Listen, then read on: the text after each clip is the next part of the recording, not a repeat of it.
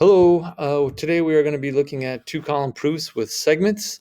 We should have already done some two-column proofs with operations, just multiplying and dividing and some algebraic operations, simple stuff. So today is segments, and then our next step will be to do some proofs with angles, and then we're going to work our way up to congruent triangles, similar triangles, and then we'll be looking at trigonometry and stuff later on.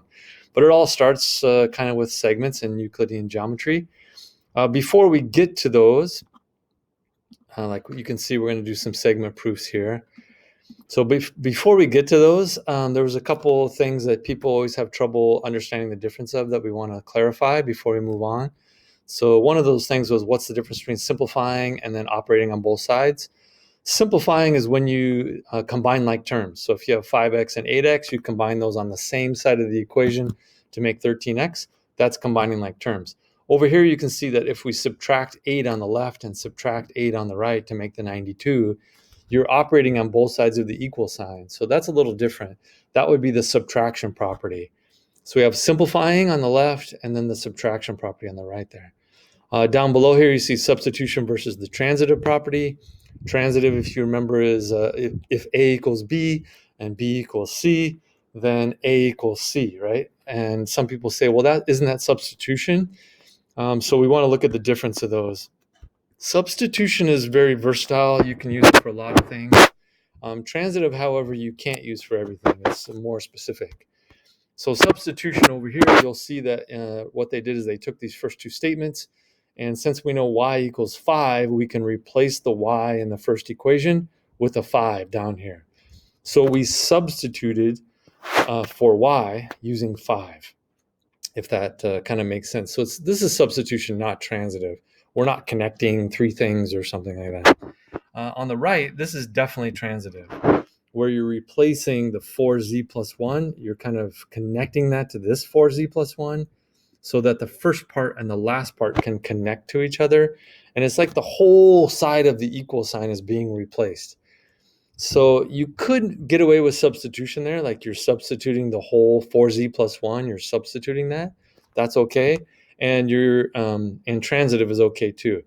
Transitive this is supposed to be transitive. On the left, however, you got to be careful. You can use substitution, but you can't use transitive on the left.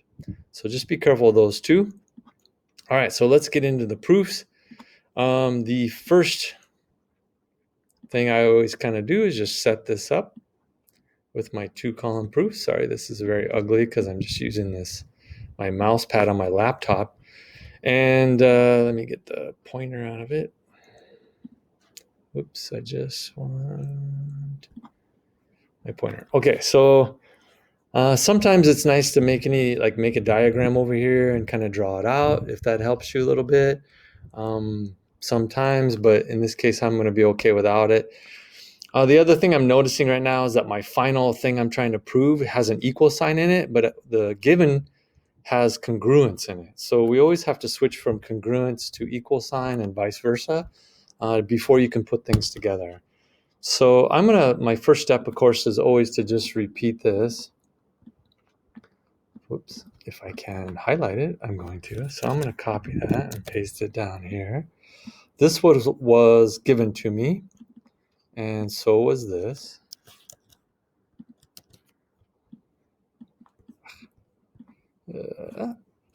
So I can get this down there. Those were given to me.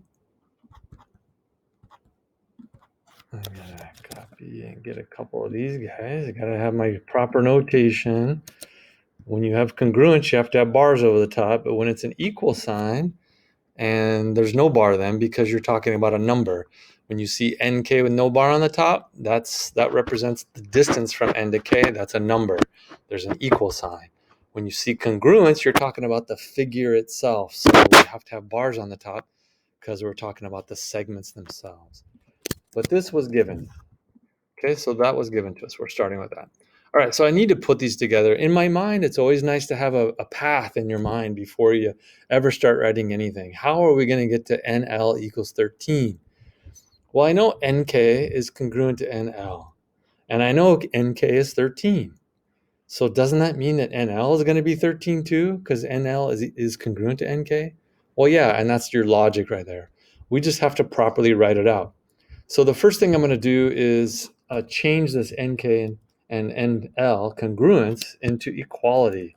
I want to be able to put numbers together, and I can't do that until I change that into equality. So this is definition of congruence.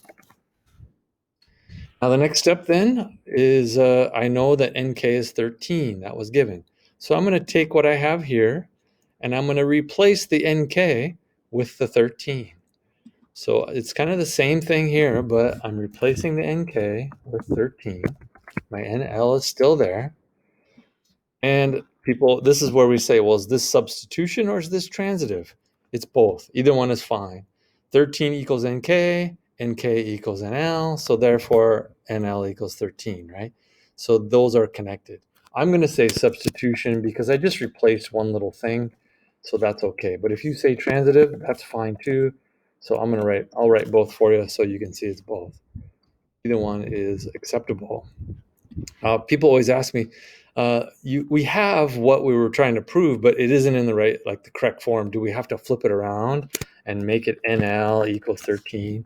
Well, you could using the symmetric property, but you don't have to. Sometimes it's a little too far. Like, okay, that's a little too nitpicky. We have NL equals 13. We know that we can flip those around to make it look like what we have up there.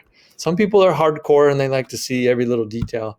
We can be a little more lenient in geometry as long as you get to the final end. Okay, so there's your first segment proof. This is real basic one, right? Okay, here we go. What else we got here? So given measure of angle ABF, that's this corner down in here, equals. And sometimes I like to mark the diagram with things that I just know to be true for sure. I'll use blue, I guess. So I know this angle, ABF, is equal to BCG, this angle. I wouldn't mark things that you're trying to prove. Just mark it with things you know to be true so that you can try to put those together. All right, and we're trying to prove that GK, this line GK, is perpendicular to AD. So I'm trying to show that this is a 90-degree angle, and which makes it perpendicular then. So I'm immediately going into my path in my head. How am I going to do this? Well, I know that if ABF is 90, then I'm going to be able to show that BCG is 90 because they're equal to each other. And if that's 90, then I can say that it's at a right angle. And if it's a right angle, then I can say it's perpendicular. So that's kind of my path in my head. All right, so let's get our two-column proof going. I'll try to draw my not so straight line, even though lines are supposed to be straight. And back to my pointer. Okay, so let's repeat the givens. You should always just repeat those to start. And we also have this was given. So I'll put that down there. That was given. And we want to put those together first thing, right? I'm trying to prove that this is 90 degrees. So I'm going to basically be redoing this. But I'm going to replace the left-hand side of it with the 90 degrees. Okay, so I took these two things and put them together. I replaced the measure of angle ABF, which I have here as well, with the 90 degrees. So that I would just call substitution. Again, this is one of those instances where transitive is okay as well, because the whole side was also replaced. It's kind of like replacing one thing and the whole side at the same time. Okay, so now I've shown that this is 90 degrees. Before I can show it's perpendicular, I have to show that angle, BCG, is a right angle. It is a right angle. It's just, if you look on your objective list and you read those statements, go actually find it and say, what does the statement that has a right angle on it, like what's the definition of right angle? It'll say it's 90 degrees. So you can go between 90 degrees and right angle, 90 degrees and right angle. Now, if you go and look and read the statement that says perpendicular, you'll notice that it says it goes between right angle and perpendicular. If you have a right angle, then they're perpendicular, or if they're perpendicular, then you have a right angle. And you'll also notice that those are biconditional. They have arrows that go both ways, so they're biconditional. Okay, so this first thing I did here, since it's 90 degrees is a right angle, that's the definition of a right angle. And then the next thing I'm going to say is exactly what I was trying to prove. I'm going to prove that GK, I'm going to say it in words because I don't want to draw it. So line GK is perpendicular to line AD. I might just shorten this so it gets all down in one line, a little longer. Okay. All right, so that is definition of perpendicular. And like I said, if you don't believe me, go look at your objective list and see what it says. You can't. A lot of people want to jump. They want to go directly right from 90 degrees right to perpendicular. You're not allowed to do that. You got to go through the right angle first, okay? Okay, so let's go to the next proof. Like I've proven what it says, right? I'm done. All right, that's another good proof. We got a diagram now. Maybe I start writing things out. It says LK is 5. So maybe I start labeling things. Whoops, gotta grab that. LK is 5. Whoops, undo that. It says that JK is 5. And it says that JK and JL are congruent. So I might mark that with a pen to show that JL and JK are congruent to each other. Okay. So that gives me all my given information, and that's the stuff that you should be writing down here, right? Oops. So I'm going to write LK equals 5, JK equals 5, and JK is congruent to JL. So all that goes in here. I want to make sure I put little bars over the congruence part of it. I don't have something I can put congruent on real easily, so I'm just going to say that it's congruent. I'm going to write that in words. Whoops. Oh, easy. So that is the given. So that's what I want to write in there. This is nice because I tell you how many steps you're going to be doing, and I leave blanks for some of it. You just have to fill in the blanks. So we have a 4-step proof, and you got to fill in the rest. The first one's always the given, so that's always an easy one. But from there, again, you want to get the path in your mind. So before I even kind of look at any of this stuff, let's go back and see if I can get a path in my mind. I'm trying to prove that LK and JL are congruent to each other, right? So I know that LK and JK are the same length. So if they're the same length, I should be able to say they're congruent. If JK and JL are congruent, and I've already shown that LK and JK are congruent, then I should be able to connect these two as well. LK and JL would have to be the same for my transitive property, right? So basically, the one on the right is the same as the one on the top. The one on the top is the same as the one on the left. So that means that the one on the right and the one on the left are the same, right? It's kind of my path in my mind. Now I just have to make it happen. So it looks like what they already told us that I'm going to take LK is equal to JK because they both equal 5, right? So again, that could either be substitution or it could be transitive. I'm just going to say transitive because it is dealing with the segments, like the distances there. But this is substitution, totally fine. That's correct as well. All right, I'll put them both down. A lot of people like to say it. Substitution or transitive. Either one's okay. And then on number 3, I need to think about what's my next step. So I have JK and JL are congruent. I have LK is equal to JK. I need to connect those somehow. Now this one's an equals and this one's congruence. Where am I going? I'm going to look at my final. My final proof needs to be congruence. And in fact, that's always the last thing you do is write down the proof. So I can just start writing. Sorry, let me pull this up a little bit. I'm going to write what I'm trying to prove because that is always the last statement. LK is congruent to JL. I'm going to use a pen to put some bars on top here because it's congruent, so I need those bars. All right, so that's my proof. So that you write the given in, you write the prove in. You don't have very many steps left to go, do you? All right, so do I want to like change this congruence into equality, or do I want to change this equality into congruence?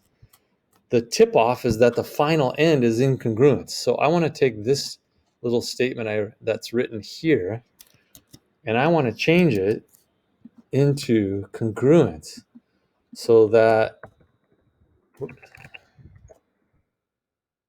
so this needs a little fixing first because I got to make congruence. So I'm going to change that into congruence. So I've changed equality into congruence, which is the definition of congruence.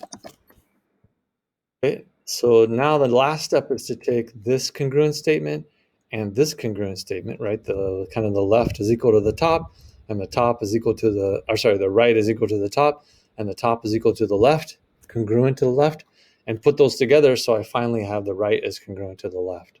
So that's what we do. JL is congruent to JK, JK is congruent to LK, and we put those together to make LK and JL, the ends, congruent to each other. That's the transitive property, right? Transitive property.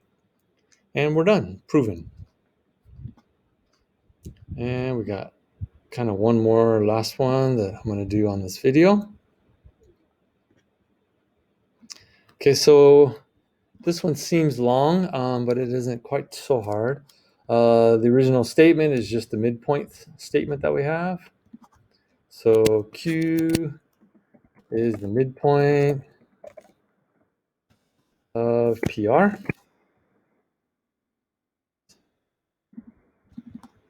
Sorry for, it's all the working on your laptop when you don't have a tablet to write with.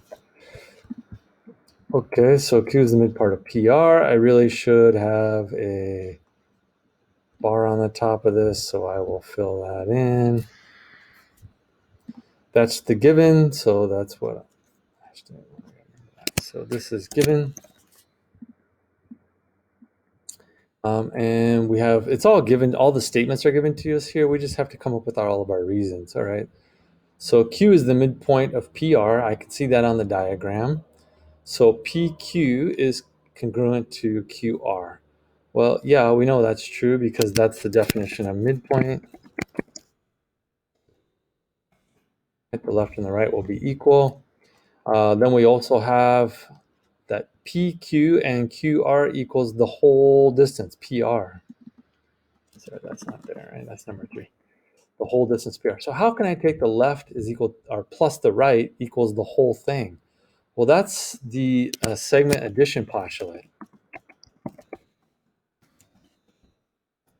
Segment addition postulate. We're adding 2 smaller segments to add them together to make a larger segment. Now what's happening? Everything's the same from number 3 on number 4, except this QR was replaced by PQ. Well, how can we do that? Well, because on number 2 here, PQ is equal to QR. So I can replace that there. So what happens is I substituted that in and got PQ down here. So this is substitution. Substitution property. Now I have that. What happened next? Well, PQ plus PQ equals 2 PQs. So that is, now this is just simplifying. This is not substitution or anything. You're just simplifying things. Simplifying. You can say distributive. This is some textbooks will use distributive because you're kind of, I don't know, like putting things together like that. And then what are we trying to prove? We're trying to prove this 1/2 statement, right? So what are they doing? They're going to divide by 2 to get 1/2. So I'm just going to write 0.5 for 1/2 if that's okay. PR over here. So if I divide by 2 on both sides, I'll get half PR. Okay, so how did I do that? Well, that's the division property, or division property of equality. I can divide on both sides of the equation, and that gives me the PQ equals half PR, which I wanted up here. So half my proof is done. How am I going to get the QR equals half PR? Well, I just redo this statement, but I'm going to use this PQ and QR equal to each other thing again. So instead of PQ, I'm going to replace it with QR again. And I will get another one of these because that never really changed. It's just the PQ and QR changed. So that's actually substitution and done. So I substituted. Following along, just following this along to give what they wanted, right? And we used a lot of substitution. Segment addition postulate was in there. This comes up a lot in proofs, a lot. So watch for that one. The midpoint one, that came from the previous statement. So that happens a lot where, they'll give me something like 2 things are parallel, or this is the midpoint, or this is the angle bisector. So usually the next thing I do uses that to my advantage. Like they want you to follow this and use it to come up with your next statement, usually one of the next statements. Okay, so this one is kind of a longer proof. I'm not going to do it on this video. The answer key is in our Google Drive. There's the 2-column proof of this is written out for you. And so you can look at the answer either when you're done, or if you just can't figure it out, then look up the answer and see if you can follow along with the answer, what was done. Okay, good luck.